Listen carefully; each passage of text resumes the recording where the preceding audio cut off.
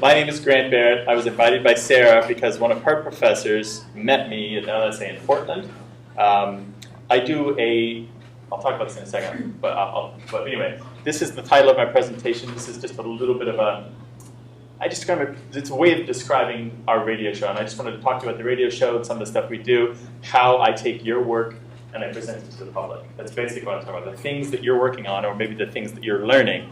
And I'm trying to talk about how I take your discipline, generalize a little bit for the general public, and try to just push that ball a little bit, the education along a little bit. Let's see if this, come on now, it's going to work for me. That's good. I always put this in the slide.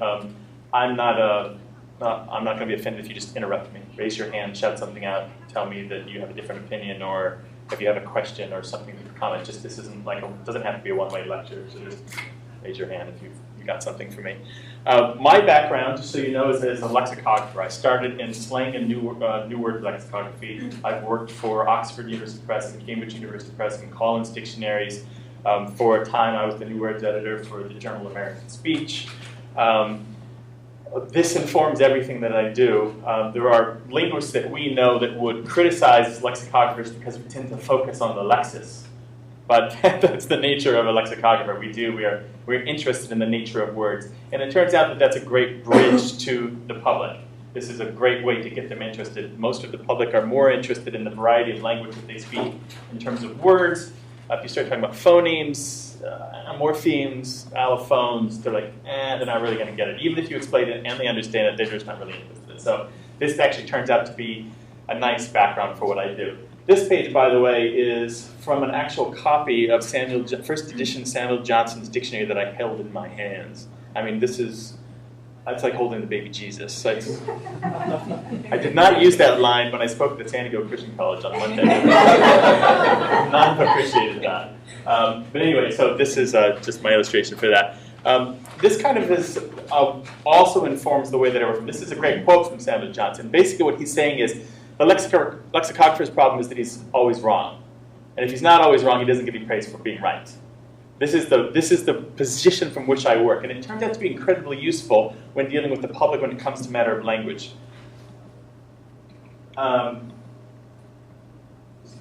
This is, by the way, from the Century Dictionary, which is a great dictionary, which is long forgotten. This is the basic description of our show. We take questions from the public about all aspects of language. We are cautiously descriptivist. And the reason I say cautiously is that most of our audience would not appreciate if we were completely descriptivist. As a matter of fact, we already get emails from people saying, you're too permissive. You're destroying America. Language is being ruined. You guys know this routine. You've heard it all before, right? Language is going to hell in a handbasket. How dare you say that it's okay to use the word irregardless in some circumstances, in some contexts, right? And so cautiously descriptivist means that when we present a descriptivist point of view, we make sure to inform people that we're talking about informal situations or certain registers or the right kinds of contexts. And inversely, we are occasionally prescriptivists. For example, if you are a student and you want to use slang, we kind of say, look, you're a student, you're writing an essay. That's a particular kind of language for a particular circumstance. It is surprising how little information there is in the general public among non-linguists about different registers of language. They kind of get it. They know that they speak differently to their grandparents than they do to their friends. They get that. But when you start breaking it down really specifically and say, as a matter of fact, you probably speak differently to your sister than you do your brother, they almost don't believe you. So cautiously descriptivist means we can't dump the whole descriptivist message right on them all of a sudden as a big data dump. We cannot do that. We parcel it out piece by piece, one gumball at a time, until eventually their mouths are swollen and they're blowing bubbles and we're all doing the same thing. So, and this last thing, entertain and inform, absolutely important. They are not going to listen to the radio show. They're not going to listen to an hour about language if it's not entertaining. Lectures, I mean, there are plenty of lectures online. It's just not good radio. It's not entertaining. People aren't really getting it. Maybe somebody who is taking a linguistics class would appreciate it. But the general public, they want a few laughs. They want to relate. They want some information. They want to go about their business. So this is a description of our show. A little bit more about the show, just so you have it. It is independent, locally produced, nonprofit, broadcast nationwide. And these are all important words. Independent means we're not created, funded, or owned by NPR. They don't give us a dime. Same for KPBS, the local public radio outfit. They don't give us a cent. We are funded from our listeners and from organizations that sponsor us. These are listeners and organizations that believe in the educational mission that we have to change the way that Americans are speaking and thinking about language. That's it in a nutshell. 3 o'clock on Sundays, 89.5 FM. You can also find us on iTunes and free downloads on the web. And the reason I'm giving you these numbers is not just to brag, really. There's a little bit of that. I'm very proud of what we've done with the show in the last 4 or 5 years since we took it over from KPBS, but also to demonstrate that there's a little bit of muscle behind what we're doing. So we have a mission statement, we have a way to execute it, and it's going out to about 250,000 people a week in more than 206 cities, more than 25 states. We just had our biggest podcast month ever. According to the numbers that NPR publishes, we would be ranked in the top 20 of public radio podcasts in terms of our numbers. So we're reaching an audience. We're actually having an impact with that audience. Donations. We depend completely upon donations. This is some idea of the markets that we're in. This circle in New York City is so big just because New York City is so big. Some of these circles, like here and here and here, are because we're actually on the air there. There's a contributing effect there. Where we are broadcast, we are more likely to have podcast listeners. So this is Dallas, Indianapolis, Chicago, that's Madison. We're not actually on the air in the Bay Area, but you can also tell we have big listenership there because it's a big podcast market. Same for New York City. But most of these other places, we are either on the air or there's a big center there. So as you can see, we cover, and this isn't the world map. We have a big international listenership as well. A lot of these people in the international markets are language learners. They're learning English in school. They're second language learners. They either need it for business or for their studies. And they're coming to us because not only do they get some language content, but they hear it in the language they're learning. Absolutely crucial. I'm sure across the hall they deal with this kind of stuff all the time, where learning about a language in the language that you're learning is actually nice and efficient. We receive more than 15,000 phone calls and emails a year. And I just want to tell you, that's not unusual. Anybody that you know who has a public face where they deal with the public and they take questions or speak publicly about language has the same effect. Ben Zimmer, who was the on-language columnist for a while for the New York Times, he replaced William Safire after Safire died, and he's now doing it for the Boston Globe. He's a producer for a website called visualsource.com. He does a whole bunch of other stuff, lots of media appearances. He will also tell you the same thing. Anybody, Jeff Nunberg for Fresh Air, he gets the same kinds of questions. There is an insatiable need to learn more about language, and people are not satisfied with what they're hearing. They're perfectly fine Google. They Google like mad. I mean, they do occasionally. We get questions where you're like, oh, let me just introduce you to this fantastic website called Google, where you can look this up.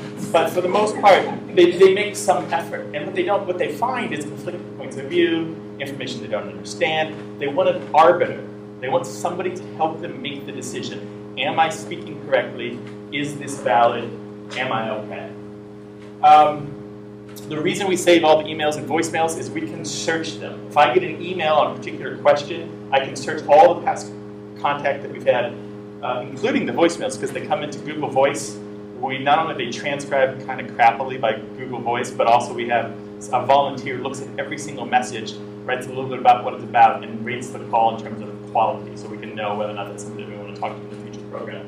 And so if I get a question about the word irregardless, I can look and say, oh, we've had 800 people contact us about that since 2004. This is incredibly useful because it allows us to shape the way that we built the show.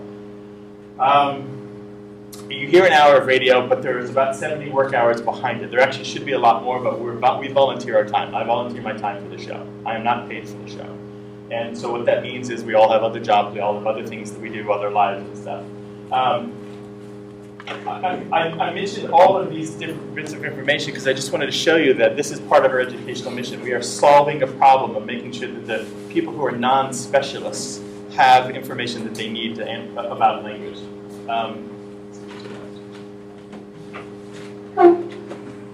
These are just some of the topics from the last 3 days. Just some of the questions that we received. They're all over the place. Absolutely. And you can see here a lot of the verses. People want an arbiter.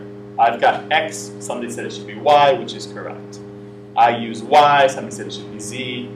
Reference work suggests that I'm wrong. Am I? Some of the questions will never get an answer. this question I really like, but I don't know that I could actually talk about this on the air. Why do we say PO instead of PO? It's a great question, though. It really is. Why do we? And we have to get into that argument, or that discussion, and explain the kind of idea that PO operates, as its own lexical entity, and therefore the whole thing is verb. PO is verb, not the P. Anyway, this is a really common question. It's kind of, I haven't described it well here. It's where people say they'll use myself, and most people think that you should use me. Give it to myself. And we get questions, usually peeves about that, complaints about that all the time. Will you give that to myself? People recognize there's something not quite right there. It's, why do I need that? I want to play this for you. I don't know, does this audio work on this? Yeah. We'll try it. If it doesn't, you guys can just read the transcript. Oh, sorry. This is a call we received in...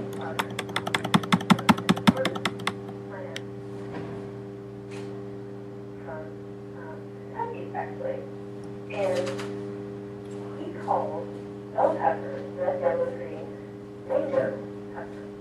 But he doesn't always add the pepper on. And the first time this ever came up, we were kind of doing a backyard barbecue thing. He asked if I wanted mango on what he was grilling, and I thought, well, that'd be interesting. Sure, why not? And it comes to me, and it's peppers, like bell peppers. I thought, that's strange.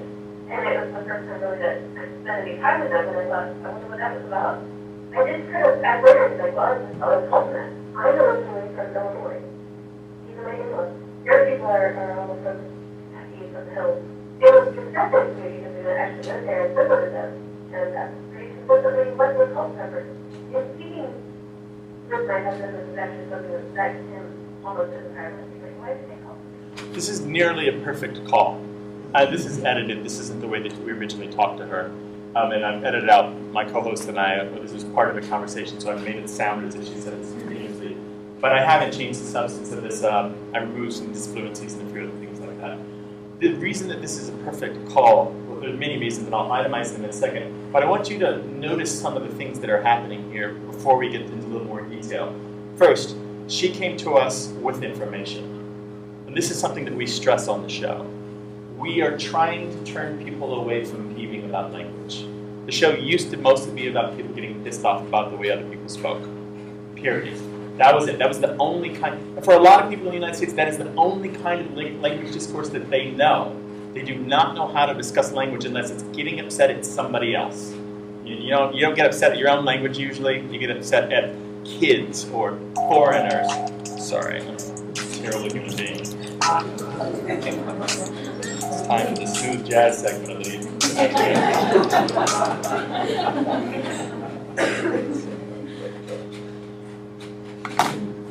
Right? You've seen this already. Even those of you who have just started the linguistic program, you've probably encountered this. You talk to your friends and your family about the classes that you're taking. And after they say, oh, you're a linguist, how many languages do you speak? What do they then say? They say, well, I noticed the other day, I heard this guy on the radio, and he said, and they've got something. And it's couched in anger. It's couched in frustration. Sometimes it's couched in dislike or hatred. Sometimes there's racism in the back of it, or at least ethnic bias behind it. Right? It's always some other. And so the reason this call is fantastic is Annie, who has apparently listened to the show for a while, has heard my co-host and I say, what you really need to do when you find yourself upset about something in language is fine, go ahead and have the emotion, but then find out why. Get the information. Unfortunately, she's in a situation here with her in-laws where it doesn't pay actually for her to be like, oh, you're just so stupid. Everybody knows that's not a mango. How many of you knew that bell peppers were called mangoes in part of the country? Had no idea, right? Well, I'll show you a little bit more about this, but along the Ohio River Valley, it's fairly ordinary. As a matter of fact, it's so common along the Ohio River Valley that we got 2 calls from a produce delivery man the first time we talked about this. He was so excited, he had to call twice. And he said, what we do is we label our produce. So we have boxes of mango peppers that go out, and we have boxes of mango fruit that go out. So that there's because they've had confusion in the past, delivering mangoes to the store was the wrong kind of mango somewhere in Indiana. And so they solved the problem by making sure the produce is labeled. But you wouldn't know this in the rest of the country unless you listen to our show. Our show, and that title, that silly title about what a bridge sounds like, this is what a bridge sounds like. I am bringing this particular tidbit of this regional variation to the rest of the country. And we do this time and time again. And again, given my biases as somebody who's been involved with the American Dialect Society for 20 years, who has been an officer for the society for 10 years, I mainly hang with sociolinguists. My wife is a sociolinguist and a lexicographer. I actually met her at a Dictionary Society of North America conference. So how bad is that? Our house, this is my background. But the thing is, still, this is an entry point for a lot of people. Oh, there's a word that's different for some other people. I can get into that. I can kind of relate to that. You've all already heard or talked about the Coke Pop Soda thing, right? I mean, this is Linguistics 101, right? You already know about this, right? Coke, Pop, and Soda. Some people say, you didn't know this? This is the second week.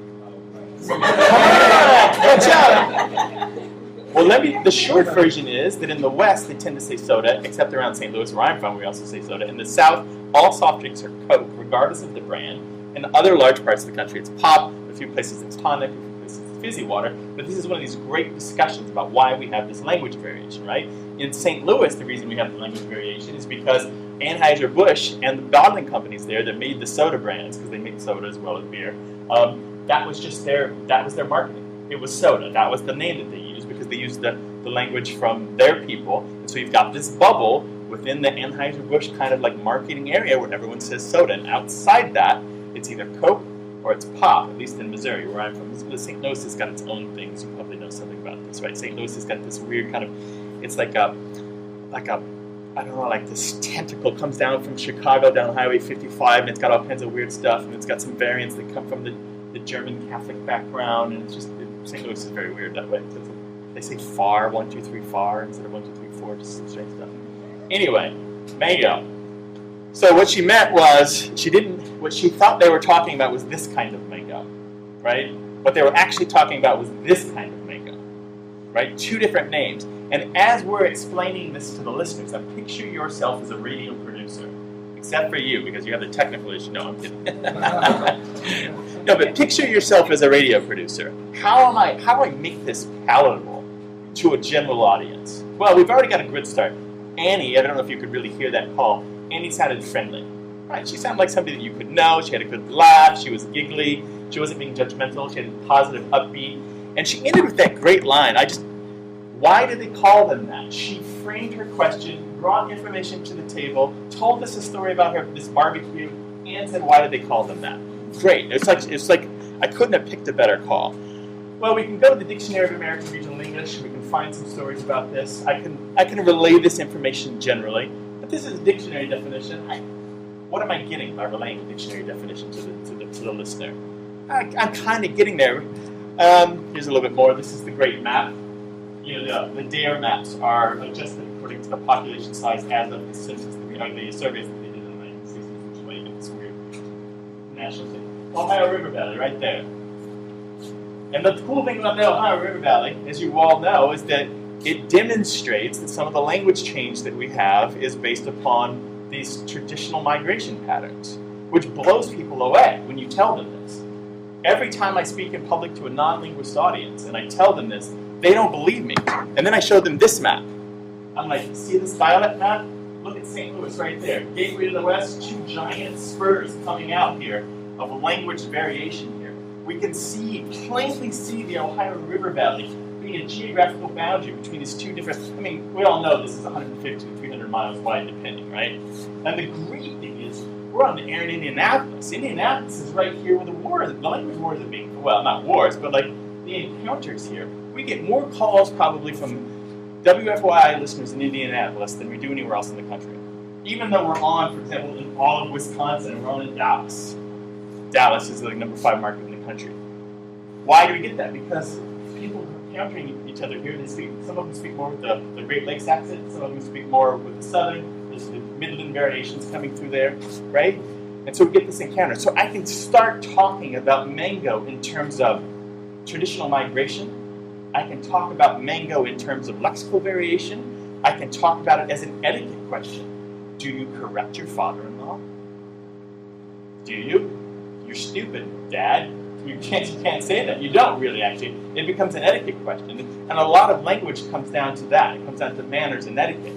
And we try to relay this information.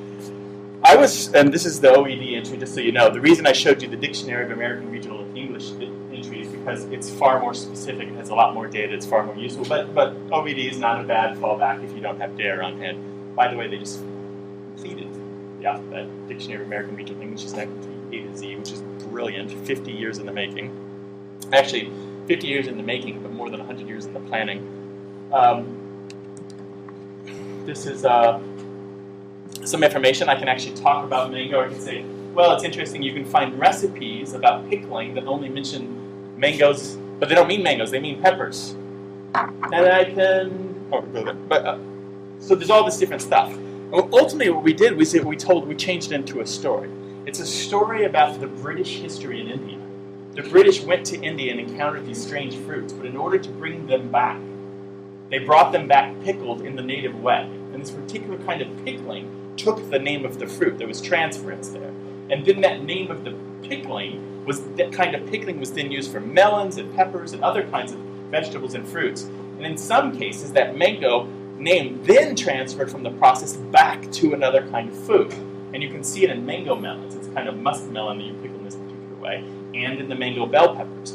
Well, then the mango peppers arrived in the New World, and for some reason, we don't know why, but as you all know, sometimes there's no reason behind these things, it died out in the rest of the country. And here it is left in the Ohio River Valley, where it's this curious local habit that allows you to distinguish and recognize your neighbor. And so then we start talking about in-groups and insiders and outsiders, and we can start talking about how you identify whether or not somebody is part of your tribe or your kin. We can even discuss shibboleths if you want, and that sort of thing, right? How do I know who is local? How do I know who is local? This one call gave us all of these different opportunities to talk about the work that you're doing or the things that you're studying. And this is, almost all the calls we take are like this.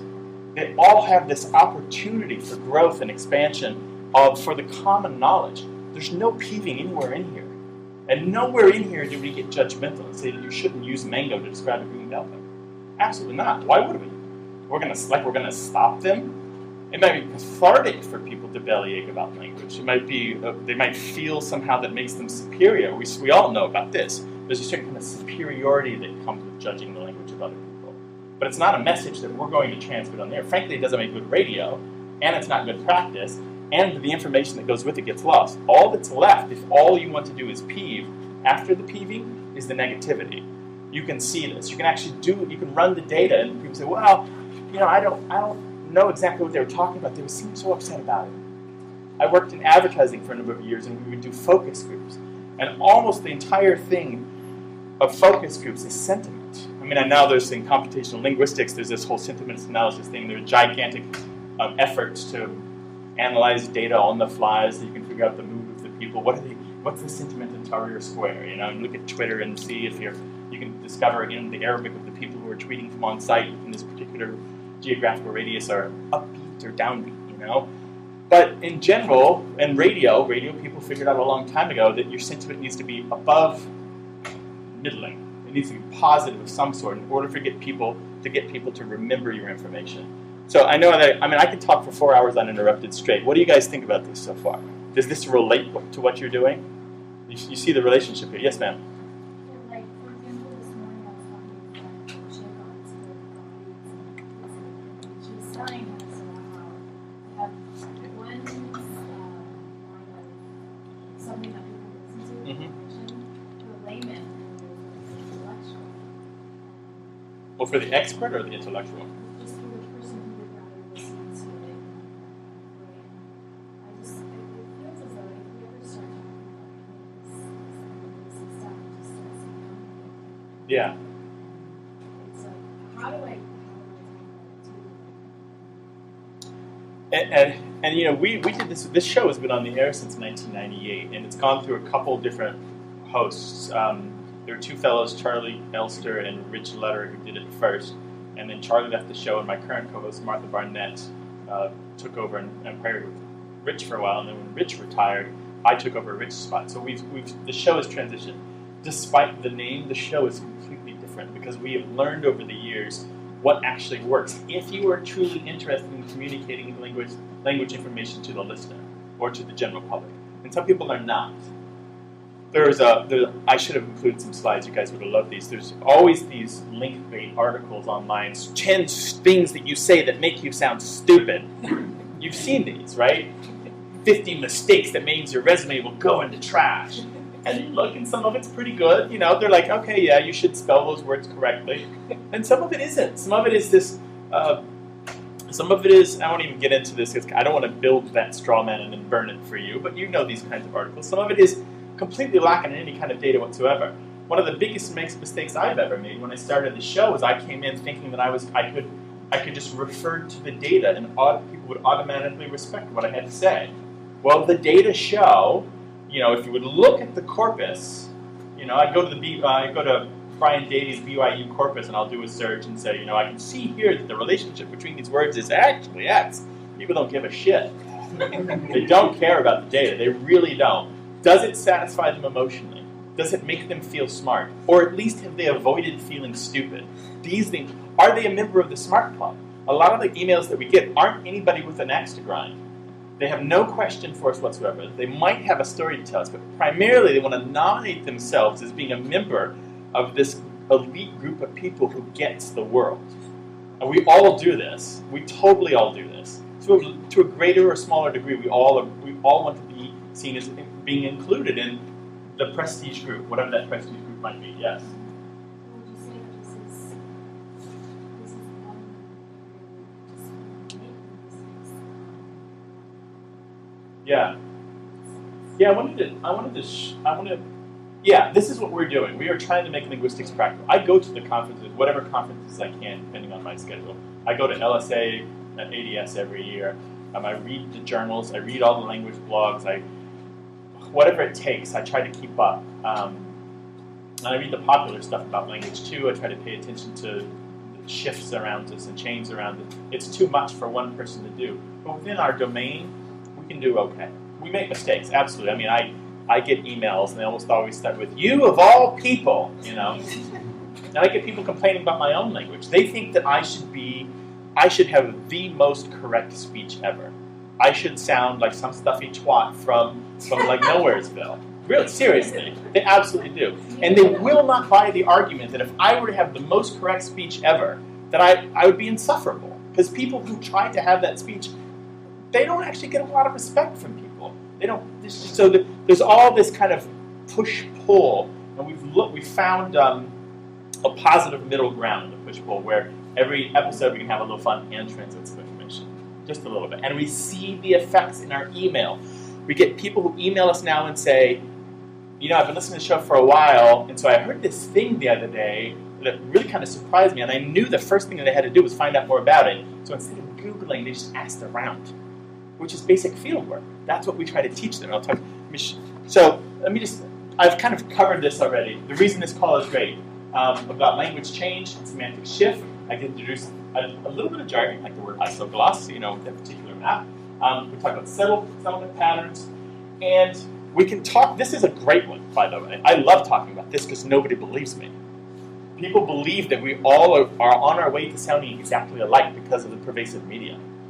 And while there are some changes that are being perpetrated by pervasive media, what we tend to find, you probably, if you're a sociolinguist back here, what we find when we do sociolinguistics research is that some of the differences are becoming more striking and clearer, particularly with things like vowel mergers, where they're not talking, everyone's not talking like they do on Jersey Shore now, right? They're not. So some stuff is going more alike, but in general, we are starting to sound more like each other, and people do not believe this. But I always say, like, you are more likely to learn language from your grocer than you are from your television show. The person that you transact business with is more likely to influence the way you speak. The people that you respect, the cousin that you like, the uncle that you love to play with, or the whatever, whoever it is in your life that's most important, that's who you speak like. And it's almost never anyone on television. Almost never. You might learn the odd catchphrase, a joke, a funny word, but in general, these are fripperies around the edge of what is really happening in your language. The other thing that I like about this call is it's great radio. This is the important part. I mean, that whole mangled call could not have been put on the air unless these things were also true, or most of them were also true. Human relationships. How can I transmit information without language about talking about human relationships? That was the problem with my data approach. talking to people only about data, soulless, right? It's HAL. It's a computer. They don't care. But what does a woman say to her father-in-law when he uses a word that she doesn't quite understand? That's a human relationship. That's a micro story right there. She talks about her own thoughts. She is reporting data to me. I consider this email and voicemail that we get from our callers to be accidental field work, where we are collecting this stuff, and I intend to keep this forever and always be able to search it and say, well, you know, this has come up before, and the last person who talked about it had the same circumstance. A great example of why we save this data. We had a call from the guy who's like, my name is Scott. No, my name is Todd. Why do people always call me Scott? It's a great question. And it turned out that when we aired that show, hundreds of other people replied. Some of them were all Scott and Todd confusion, and other people were like Jennifer and Stephanie confusion, or Debbie and whatever confusion. Everybody had their own thing, like where they consistently had seen their name being confused for another name over and beyond like the what Arnold Zwicky calls the frequency illusion. You guys are familiar with this concept. You read language log, right? Arnold Zwicky's idea, he and Jeff Pullman have done a fairly good job of breaking down all of the different ways that the common person misunderstands language. And one of those is when they hear something, they perceive it to be more frequent than it actually is. But these people reporting on Todd and Scott confusion, the data is unassailable. It's there. It's in my inbox, and it's in our voicemail box. We've saved it. I have it for all time. And we can talk about similar vowels, and we can talk about the final consonant of the word. We can talk about being one syllable and all this stuff. And that's interesting. But the more interesting thing is, in the aggregate, a lot of people are having this problem. The caller brings information. It is not a one-way show. We are not simply lecturing to a listener. And that's absolutely crucial as well. It's about food. Really simple stuff. That's kind of like the human relationship thing. It's about food. We love doing food calls because they often have a regional component. They often have a variety of common names for the same thing across the country. People will sometimes send you food. It's very good. Or at least send you a recipe so you can make the food that they're talking about. And the small story that I already related to. The story about the British in India bringing this food back, bringing this picking method back. And here we have, in this family, in Indianapolis, and in her father-in-law, have a tiny little tidbit of that hundreds of year history in this one encounter at a barbecue. This is the thing that we're doing on the show. This is the way that we're relaying language. This is it. This is what I was telling you before. This is the most important thing about that call, and almost all the calls. We do allow some peeping on the show. Don't get me wrong. But we try to make sure that there's something constructive that comes out of it. Or because the caller is so hilarious. We can't just, there's nothing we can do but put them on the air because they're having a really good time with it, and they're kind of tongue-in-cheek peeping instead of like angry pounding the table peeping. This difference and all the differences that we have in the way that we speak are something to be explored rather than be criticized. And I'm not your professor, and you have brighter people that you are learning from at this school, or you may actually be those bright people yourself. But this is something that I would encourage you to remember, is that when you are looking at the way to take the linguistics knowledge that you have and apply it, and you were looking at the classroom, and you were looking to make the pedagogical materials, or you even just simply finding a way to incorporate into a document that you're going to share with other people who are non-specialists, you can't just not criticize and condemn, but you actually have to say you actually have to overtly say that there is a better way than criticizing and condemning. We say this on the show 1,000 different ways. I wouldn't be surprised if we say it a couple times an episode. Not in those exact words. It's always this little small thing. Right? But sometimes it's just a matter of diverting the caller from the critical path and trying to get them to tell us something that's actually more interesting and isn't about negativity. So what we're doing on the show, what we're doing with the information that you guys are learning here, or the information that you're uncovering in your own research, is we're informing and entertaining, we're changing attitudes, we're bridging academic and non-academic world. That is what the title of my presentation, what a bridge sounds like. It sounds like our show. Our show is a bridge. This here is no small part of it. This is, I got involved with the American Dialect Society in 1992. I wanted to be a better writer. Little did I know that I wouldn't actually become a better writer. I'd become a more complicated writer. Because I'd have to learn all these concepts and principles. And I often say this, I tend towards the socio-linguistic side of things. The American Dialect Society email list turned out to be, for me, as if I were living in Europe at the time of Isaac Newton, where I could eavesdrop on these conversations between some of the top minds of our day. And they're just sharing this information willy-nilly on this email list. And I learned. I'm still learning from these people who are doing the research, who are brighter than I am, who are teaching the classes, or uncovering things that I didn't know about. And now I'm actually repaying that favor. I'm trying to take some of the things that I learned from them and relay them to the rest of the world. This language self-discovery is kind of that's how I would describe that in a nutshell when I've talked about the mini field work that some of our listeners are now doing when they encounter something unusual. They go out and they say, well, Grandma, I've heard you say this expression a lot of times. Where did you hear it? Did your mother say it? Who did you hear it from? Now, where are you from again? And they will come to us with this basic information about place and time and frequency that we can begin to work with and kind of explore beyond just saying, hey, wacky, here's this goofy thing that Grandma says, right? Just a little bit more information. This is it. Ask.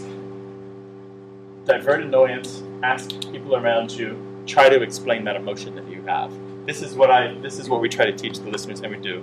This is my contact information. I keep all my information public on the web all the time. So I sometimes get strange calls from listeners, but I encourage you, if you've got a question or if you were too timid to say something today because you disagreed with me and you're worried I would be angry, then you call me up and be angry on the phone or whatever, or praise me if that happens to be the case. And that's the end of my presentation today.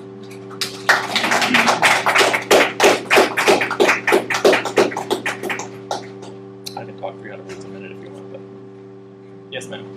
I don't know if you mind me asking your own personal journey and getting to the point of you're not frustrated with Yeah, so in 1992, I'm at the University of Missouri, about the time, actually it was earlier than 92, and the American Dialect Society email lists, I got on the list in 92, that's when I first got on the internet, and it was on Fitnet at the time and some stuff, and I subscribed to it because I thought I'd be a better writer, right?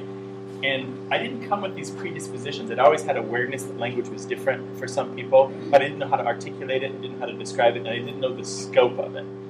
And so as I became involved with the American Dialect Society over the years and became an officer of the society and volunteered to host its website and started doing the conferences and stuff like that, I began to pick up this attitude from people like Dennis Preston. I think he's now at Michigan.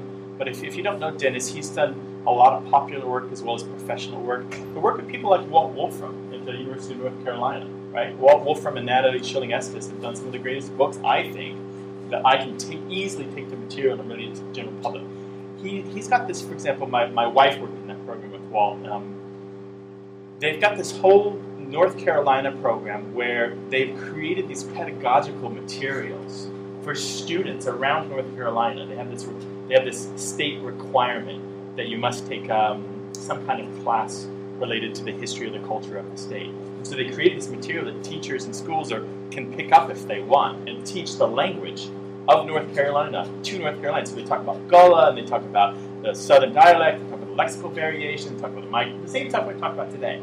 And so from people, so that's one way that Walt's doing that job of saying, look, it's something to be taught. And so I picked that up from Walt, and I picked that up from people like Ron Butters, who is a great guy, and he is specialized in done little onomastics in the language of homosexuals, and he's done work and just general, like bringing a little bit of humor to it as well. I don't know if you noticed, but like I'm trying to make this lively because it shouldn't be a deadly dull topic. Dennis Preston, I mentioned, by the way, he had a small bit part in the Do You Speak American that PBS did about 10 years ago. It's probably just a little too stripped down for my taste, the whole thing. But if there are people around you that aren't actually studying linguistics, or it's the kind of thing that you might, a Linguistics 101 student might dig, because it just lays out kind of the big picture of the way that we talk in America and why it is what it is. So anyway, I learned from all these people. I mean, literally on this email list, and as far as I'm concerned, these people are some of the top minds. Even the top lexicographers of the day are on there. There aren't that many English language lexicographers, people making dictionaries. There really aren't. And so some of them are on this list, and they've become acquaintances and friends and colleagues, and they taught me. The American Dialect Society email list. Yeah, it's a bit of a fire hose. And it's not the only thing out there. Of course, I read Linguist List and that sort of thing, but that's not very conversational. It's not very... Okay. So anyway, I learned enough there, so when dictionary jobs came up, I was qualified for them without ever having to take a class in it. And over the years, I've just had opportunities that I've either worked for or people have offered to me, and here I am. In ADS in Portland, I gave a speech similar to this. It was about the use of the Dictionary of American Regional English, and I apologize because there was this plenary address that Mark Lieberman. Do you know guys know Mark Lieberman? He's one of the big language loggers, and he's with the Linguistic Data Consortium, and I don't know what all.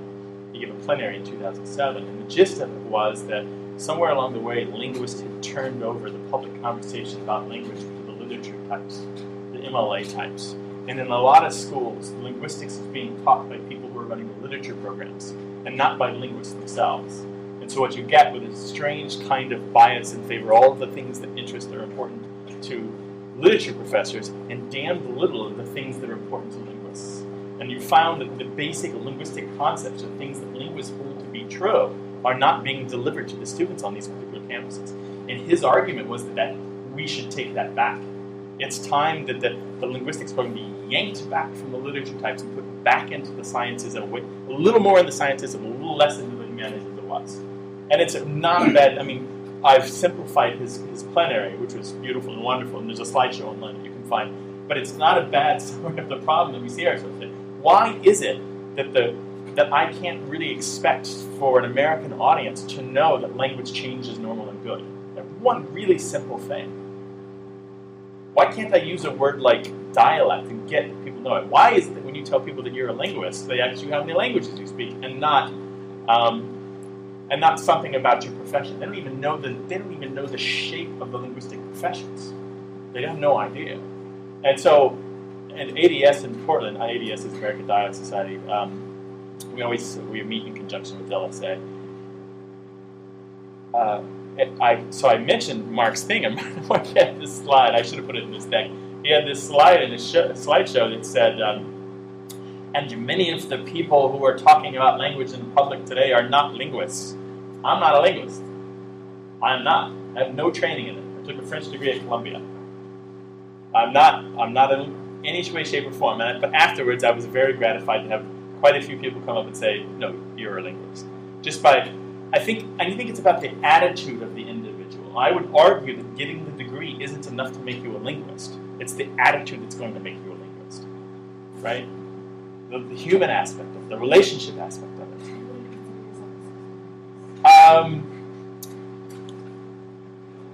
Not on a resume, right? My wife is a social linguist. I am not a social linguist. I'm a lexicographer. So, by profession, I specialize in slang and new words, and that's what I do. I wasn't that bad. Thanks for coming. I really appreciate it. Yes, sir. So you talk a lot. I do talk a lot. Sorry, that was in general. You had the opportunity to speak with a lot of people and their views on language. How many of people, I'm going to ask for exact numbers, but how often do you feel like you're getting called from secondary level English teachers, and how much of their view? Because my view that the English language is static was kind of drilled into my head when I was a I thought a lot of people may not have that same thing. Yeah. Sophomore and junior year English teachers saying, this is what you say forever and it's not. Yeah. How do you take that attitude and kind of flip it on? I know, and my answer to you is hours long, but the really short version of it is 3 things. First, I'm not going to answer your question. Okay. So second, I describe that woman as Mrs. Frobisher. It's a name out of Mad Magazine. Mrs. Frobisher taught you in the 5th grade that X, Y, and Z were true. For some reason, you as an individual haven't updated your language knowledge.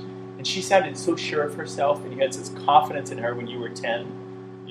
She had authority, you were the student, you believed her, and you never saw any reason to question yourself. It might not have been the 5th grade, it could have been later, right? And so here you are, an adult, some people in their 50s, and they're like, well, I learned years ago, 3rd grade, 5th grade, whatever, that it was X. How could you say that? she was a great English teacher. Or I love the ones, my wife's an English teacher, so I would know. I'm like, okay. Yeah, it's like the kid on the bus who's told me all about girls because his mom was a nurse. He brought one of her, he brought one of her nursing textbooks. It was very interesting. When you're in the 6th grade, that kind of information. Very clinical, though. It wasn't quite as exciting as every all thought it would be. A lot of cutaway views. Is that attitude kind of, is that from your experience, is that American attitude or North American No. attitude? It's everywhere. The third thing that I would say to that is more of an answer to the question. As a dictionary editor, so you guys get the question, how many languages do you speak? When I tell people that I'm a dictionary editor, what they say to me is like, is there anything left to be done? They really genuinely, they're like, what are you doing? I'm like, well, you know, if somebody were to pay me enough money, I could make a new dictionary every year that had 100,000 new words in it. Easily. No problem. And not real words, not used once, but multiple times and multiple sources with bona fide citations, you know, but of course nobody's going to fund that multi-million-dollar effort. So the larger question is, how do you change that? You don't. Actually, you chip away at it. And what I usually tell people is like, I've just presented, you know, the radio show, by demonstrating that language change is happening and it's ordinary and good, by demonstrating without actually directly refuting that belief, that's the only thing we can do is tick by tick. We get plenty of email from people who say, well, I recognize that language changes, but I always thought that the rule was X. And we're like, yeah, language changes, and actually the rule has always been Y, but people are under the mistaken impression that the rule is X. That ending sentences with preposition. I mean, that's I stopped giving presentations about language myths because I mentioned this before, I have to build a straw man and break it down. People have these indistinct ideas about what language really is that come out in the Q&A. Q&As often, when I give a speech to non-specialists, are far longer than the speech itself. They can be hours. Because then this is when this comes out. You know, people like, it's changing out from under me. It's a quicksand. I don't feel like I'm on a good footing anymore. Language, everything I learned is being thrown out. Language is being destroyed. It's going to hell in a handbasket. Nothing is true anymore. Black is white and white is black. And the sheep is lying down with the lion, right? Or how does it go? The lamb is lying down with the lion. And you're just like, look, the bulk of language doesn't change. And what we're arguing about is this tiny little fringe around the outside, the corona of the sun, where the solar flares are, you know? For the most part, it doesn't change at all. It doesn't change. But, so, the subtleties and nuances, like the radio show, subtleties and nuances are lost on a lot of people. They don't. Like qualifying words and waffling words and hedging words just lost. We have to be really specific about it. If something is, everything sounds clear-cut even. I haven't really answered your question. I told you I wouldn't, but right? Well, no. What I'm saying, I get what you're saying. You chip away at it. You don't answer it. You chip away at it. That's the short version. Anyone else? Everyone else? So you had mentioned that. Yeah. What kind of careers do you guys have? I'm a journalist. Other things. Right now, I am working on the show full time. I've been neglecting some of the back end stuff for a while, so took some time off to edit. I'm going to update the website. We're doing all the back end donation stuff. Like all of this back end stuff that you never see. Like I was saying, like an hour of radio requires a tremendous amount of support. All this stuff that has to happen before you get that 1 hour. It's not live, by the way. And there's no secret to that. Car Talk's not live either. So what we do is we collect all these calls, we pick out the best ones, our callers, we call them up, record it, package a show, we'll mix in different calls from different recording sessions so that we have a well-shaped show that has a bit of an arc to it, or maybe has a good tone to it, so the whole show isn't kind of samey, rhythm. And so there's all this kind of back-end producing and back-end money raising and the finances and the back office stuff and the website stuff and the listener support.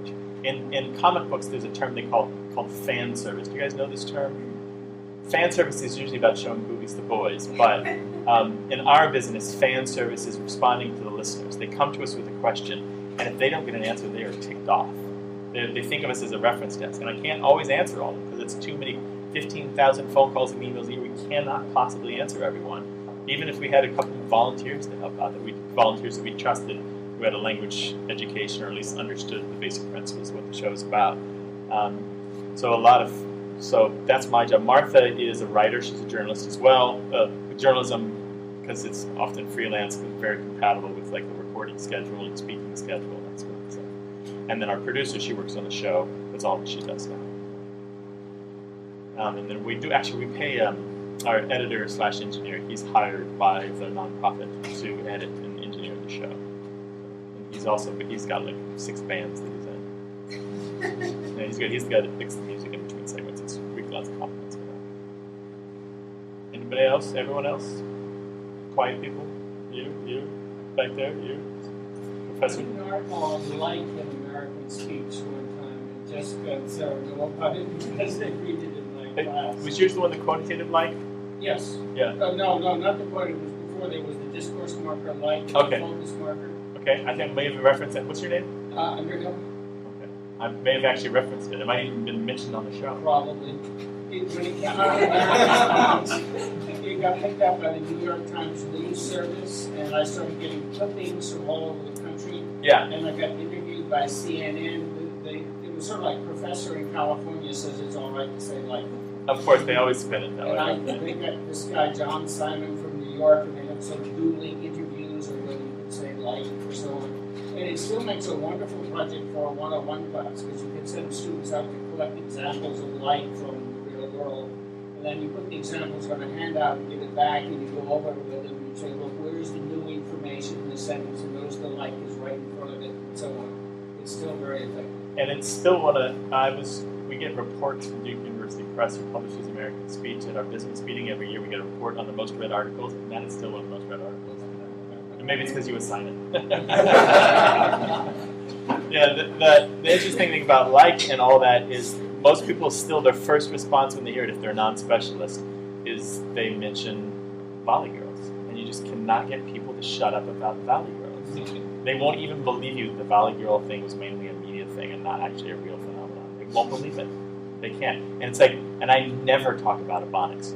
Never. Because if there's any way to make a room explode in flames, it's talking about Ebonics. So I don't use the word. And when people bring it up, I just don't even correct them. I just say, yeah, in African American English, blah, blah, blah. And they just don't get that I just corrected them without correcting them. Because it's just this politically divisive, the like stuff is really interesting. And it's a nice entry point, though, right?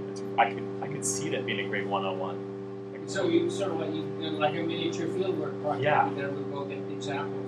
And it feels contemporary, even though it's been an ongoing phenomenon for decades, right? It feels like something that's like on one of my to non-specialists. I have this kind of a pop quiz I do at the end of basically slang is old. Some slang is older than you think it is, and so I'll do things like crib, meaning home, and people always think that's really current. And I'm like, well, here's examples from 1500 of crib, meaning home, or the is infix as in faux shizzle. The is infix goes back ages, more than 100 years.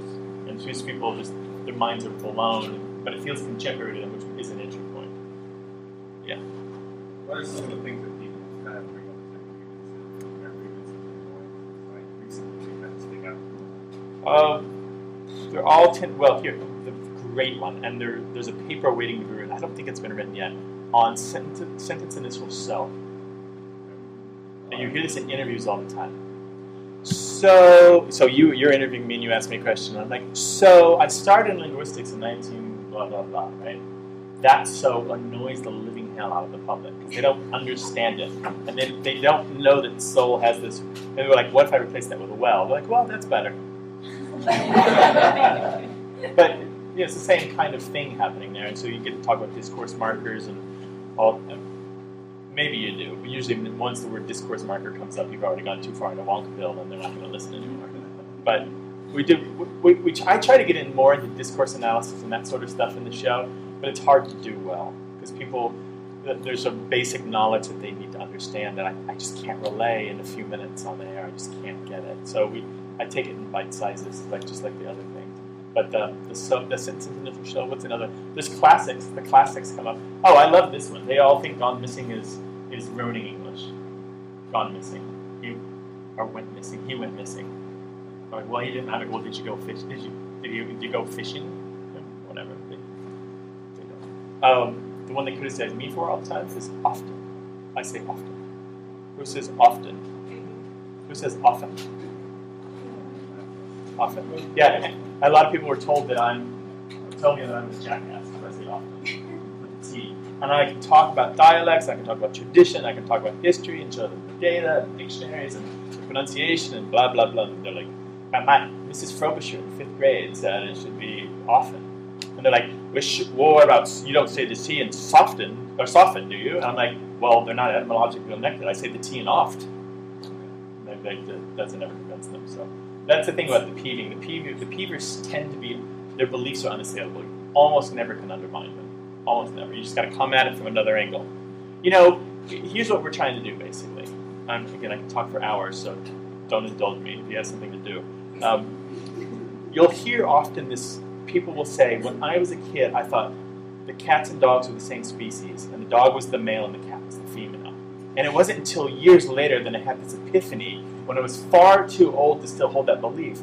And I'm like, oh my God, how did I think that? I'm 19, I should have learned by now. This is what we're doing with language. We are slowly encircling their misinformation with correct information, so at some point in their life they're going to be like, holy crap, I'm 52, I should know this by now. How did I not know that before now? This is what I'm doing. I'm undermining these. I want them to have these two irreconcilable opinions until at some point the information that we're giving them starts to win. And this one starts to crumble on its own. Not because we've attacked it directly, but just because your brain would explode if to have these two incompatible ideas. That's a rule. It works, kind of. No deaths reported yet. All right? Good? Anybody else? Thank you for coming. I really appreciate it.